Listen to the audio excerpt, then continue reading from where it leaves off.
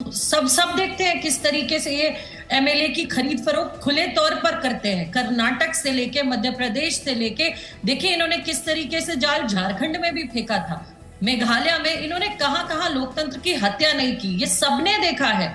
ये अगर कोई इनके गिरफ्त में ना आए तो उसे ईडी से डराते हैं, सीबीआई से डराते हैं, उसके ऊपर सारे के सारे शिकंजे पूरे के पूरे उसके ऊपर लगा देते हैं। उस आदमी को जिस तरीके से ये हर तरीका वो अपनाते हैं कि ये लोकतांत्रिक तरीके से चुनी हुई सरकारों को गिरा सके, ये पूरा देश जानता है, पूरे देश ने देखा है। ठीक है, जवाब दीजिए राज्यवर्धन आज अगर कांग्रेस पार्टी इस तरीके का कर रही है तो क्या गलत कर रही है? हम लोकतंत्र को बचाने की कोशिश कर रहे हैं और बचाया है हमने। ठीक, ये कह रहे हैं आपने छत्तीसगढ़ में यही कोशिश की, आपने मेघालय में यही कोशिश की, आपने महाराष्ट्र में यही किया। कोशिश नहीं की, महाराष्ट्र में किया, मध्य प्रदेश में किया। जी मैंने बोल दिया, सुनिए जवाब दीजिए। भारतीय जनता क्या आप स्टैंड अप इंडिया योजना के तहत 1 करोड़ का लोन लेकर अपना खुद का बिजनेस शुरू करना चाहते हैं? तो फ्रीडम ऐप को डाउनलोड करें और इसकी पूरी जानकारी अभी प्राप्त करें। भारतीय जनता पार्टी नहीं गिराती, ये जनता इनको गिराती है। और हर 5 साल बाद में आप मुझे बता दीजिए कोई प्रदेश जहां पर आप कांग्रेस पार्टी रिपीट हुई हो, कहीं पर भी रिपीट नहीं होती, तो आप उसको क्यों भूल रही हैं कि जनता को विश्वास ही नहीं है। हाँ, झांसे में जरूर आ जाते हैं, कई बार आपके स्लोगन बहुत बड़े बड़े दे देते हैं, ये कर देंगे वो कर देंगे, अर्थव्यवस्था संभाल नहीं सकते, अपने लीडरशिप को संभाल नहीं सकते। आपके लीडरों के अंदर गुटबाजी हो रखी है, लड़ाई छिड़ी हुई है हर जगह। राजस्थान एक बहुत बड़ा उदाहरण है आपके सामने। आपका नेतृत्व के अंदर कोई पूरा लंबा लॉन्ग टर्म विजन नहीं है, सिर्फ विरोध वाली आपकी राजनीति है कि भाई पार्लियामेंट को भी नहीं चलने दो और मोदी जी की योजना है उसको नीचे नहीं पहुंचने दो, तो एक रोड़ा अटका देती है आपकी राज्य सरकारें जब आती हैं, और इसी कारण जनता आपको हटाती है, भारतीय जनता पार्टी नहीं।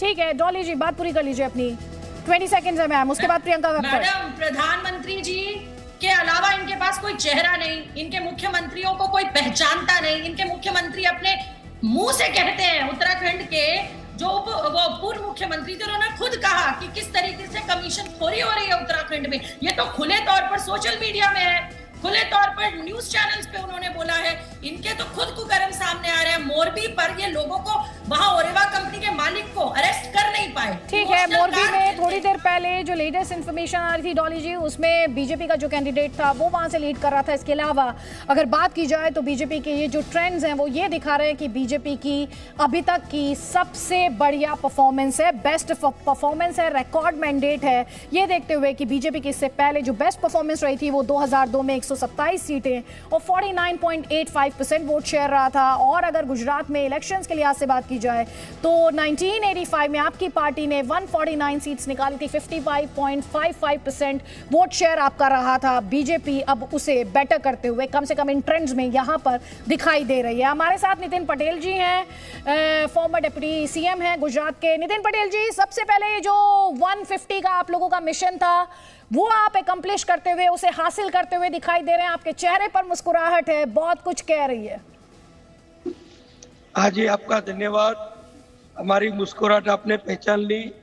ये सिर्फ मेरी मुस्कुराहट नहीं है, ये गुजरात के 6 करोड़ 30 लाख की जनता की ये मुस्कुराहट है, पूरे देश की मुस्कुराहट है। क्योंकि राष्ट्रवादी पार्टी ऐसी भारतीय जनता पार्टी ने 27 साल के बाद फिर से अगले 5 साल के लिए अपना गुजरात में शासन प्रस्थापित किया है।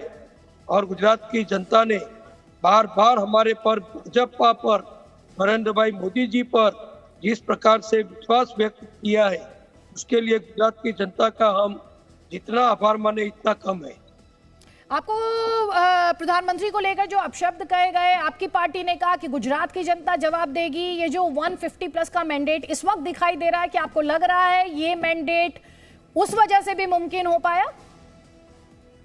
नहीं, गलतियां पर गलतियां कांग्रेस करती है। कांग्रेस वालों को बोलना उनके संस्कार ही ऐसे है। ये पहला चुनाव नहीं था कि मोदी जी को कांग्रेस वालों ने गालियां नहीं दी। अगले चुनाव में भी, पहले चुनाव में भी, उसके पहले भी सोनिया गांधी से लेकर सब नेताओं ने बार बार मोदी जी का अपमान किया है। और गुजरात की जनता ये अपमान कभी सहन नहीं करती। और इसका करारा जवाब गुजरात की जनता ने कांग्रेस को बिल्कुल खलास करके उनके सुपड़े साफ करके दिया है। ये जो रिकॉर्ड मैंडेट आपको मिला है, इसके पीछे आपको वजह क्या लग रही है? सबसे बड़ा फैक्टर ब्रांड मोदी? नहीं, ब्रांड मोदी तो है ही, लेकिन इसके साथ साथ हमारी गुजरात सरकार का काम, प्रधानमंत्री नरेंद्र भाई मोदी जी की केंद्र सरकार ने गुजरात में जिस प्रकार से हर एक बड़ी बड़ी योजनाओं में जो जिस प्रकार से मदद की और गुजरात की खुशहाली बढ़ी, किसानों की खुशहाली बनी, गुजरात का इंफ्रास्ट्रक्चर बढ़िया बना और कोरोना महामारी के दरमियान भी जिस प्रकार हमारी गुजरात सरकार ने काम किया और भारत सरकार ने मुफ्त वैक्सीन, मुफ्त इंजेक्शन और ऑक्सीजन वगैरह की व्यवस्था देके हजारों लोगों की जो जान बचाई, उसको गुजरात कभी नहीं भूल सकता। ठीक है, आपको लगता है इस मैंडेट में आम आदमी पार्टी की जो फ्री बीज की पॉलिटिक्स थी, जिसे आपकी पार्टी के नेताओं ने कहा गुजराती को खैरात नहीं चाहिए, उसका भी रिजेक्शन है? बिल्कुल है। कितनी कितनी लालच दी थी, कितनी कितनी रेवड़ियां बांटने का प्रयत्न किया था। हर एक घर में जाके उन्होंने एक कार्ड, गारंटी कार्ड दिया था, लेकिन उनका गारंटी कार्ड किसी ने देखा भी नहीं। और हमारी बीजेपी की कमल के निशान को विश्वास व्यक्त करते हुए सभी ने हमको वोट दिया। मोदी जी का जो नाम और काम है, उनका जो लंबा अनुभव है और पूरे देश की जो प्रतिष्ठा उन्होंने दुनिया भर में बढ़ाई है, ये सब देखते हुए गुजरात ने एक गुजराती की बड़ी नामना बढ़े, इसलिए ये मैंडेट दिया है। आपको रिकॉर्ड मैंडेट मिलता है यहाँ पर दिखाई दे रहा है, लेकिन आपके जो विरोधी जो पॉलिटिकल पंडित्स हैं, दरअसल वो ये कह रहे हैं कि विपक्ष के पास कोई चेहरा नहीं था, उसका फायदा भी आपको हुआ। नहीं, वो तो हमारी जिम्मेदारी थोड़ी है। कांग्रेस के पास कोई चेहरा न हो, आम आदमी के पास गुजरात में कोई चेहरा न हो, ये हमारी जिम्मेदारी नहीं है। वो तो उनको तय करना है। उनका जो भी चेहरा है वो तो भारत जोड़ो यात्रा में बाहर घूम रहा है, तो यहाँ तो कोई आया ही नहीं। इतने बड़े चुनाव हुए, इतना बड़ा प्रोग्रेसिव स्टेट, देश का पहले नंबर में आने वाला स्टेट के चुनाव में कांग्रेस के नेता राहुल गांधी या उनके परिवार का कोई भी सदस्य प्रचार के लिए भी नहीं आया। राहुल गांधी ने सिर्फ 2 रैलियां की, बाकी और पूरे देश में घूमते रहे। वो प्लेयरों के साथ घूमते हैं, एक्ट्रेस के साथ घूमते हैं, वो कल्चरल फोरम के साथ घूमते हैं, लेकिन कांग्रेस वालों के साथ गुजरात में नहीं घूमते हैं। तो गुजरात की जनता ये बर्दाश्त नहीं कर सकती, इसलिए उनका चेहरा भी यहाँ नहीं चला। नितिन पटेल जी, बहुत बहुत शुक्रिया आपका जी न्यूज के साथ ये खास बातचीत के लिए। और इसी बीच एक और बड़ी इंफॉर्मेशन है जो आप लगातार हम अपने दर्शकों को दिखा रहे हैं। गृह मंत्री शपथ ग्रहण समारोह को लेकर ये इंफॉर्मेशन है, राम हमारे दर्शकों को बताइए। बिल्कुल, एक बड़ी खबर यह है कि बीजेपी के सभी मुख्यमंत्री शपथ ग्रहण में शामिल हो सकते हैं। सूत्रों के हवाले से बड़ी खबर है, गृह मंत्री अमित शाह भी इसमें शामिल हो सकते हैं। बीजेपी के सभी मुख्यमंत्री शामिल हो सकते हैं, यानी कि अब तैयारी जो है वो शपथ ग्रहण की हो रही है और शपथ ग्रहण का समारोह भव्य हो, इसको लेकर इंतजाम किए जाएंगे। इस वक्त की बड़ी खबर आपको बता रहे हैं कि गुजरात में जो जीत हुई है वो सामान्य जीत नहीं है। पिछली बार 99 सीटों पर भारतीय जनता पार्टी थी और 5 साल के बाद जब यह कहा जाता है कि यहां पर एंटी इनकम्बेंसी और बढ़ गई होगी, सत्ता के खिलाफ नाराजगी लोगों में बढ़ गई होगी, जब विपक्ष कह रहा था कि महंगाई बहुत ज्यादा बढ़ गई है, बेरोजगारी बहुत ज्यादा है, तब ये जो रिजल्ट आ रहे हैं वो जरा देखिए। 152 सीटों पर बीजेपी लीड कर रही है।